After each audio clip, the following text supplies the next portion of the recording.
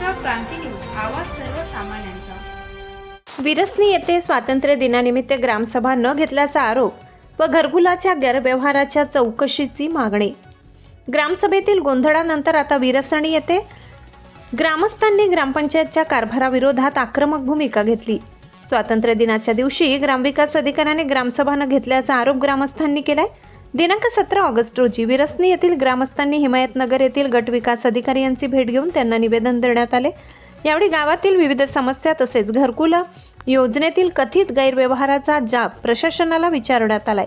ग्रामस्थांच्या निवेदनानुसार विरसणी येथे एकूण 339 घरकुल ऑनलाईन केले असून त्यापैकी 241 घरकुल मंजूर केली आहेत। 339 लाभार्थी असल्याचे नमूद करण्यात आले व लाभार्थी निवडीपासून घरकुल मंजुरीपर्यंतच्या प्रक्रियेबाबत ग्रामस्थांनी प्रश्नचिन्ह उपस्थित केले। शासन रेकॉर्ड आणि ग्रामस्थांच्या नोंदणीमध्ये तफावत असल्याचे त्यांची चौकशी करण्यात यावी अशी मागणी ग्रामस्थांनी केली। घरकुल योजनेतील लाभार्थ्यांच्या नावात चूक, नोंद किंवा तांत्रिक बाबीमुळे लाभापासून वंचित राहिल्याचे नागरिकांनी सांगितले आहे। त्याची चौकशी करावी अशी मागणी ग्रामस्थांनी केली आहे व तसेच गावातील विकास आणि घरकुल योजना आणि ग्रामपंचायतीच्या कारभारातून निष्पक्ष चौकशी करून कायद्यानुसार दोषीवर कारवाई करण्यात यावी अशी मागणी गटविकास अधिकारी यांच्याकडे केली आहे। गावाच्या समस्येसाठी ग्रामसभा घेणे आवश्यक आहे।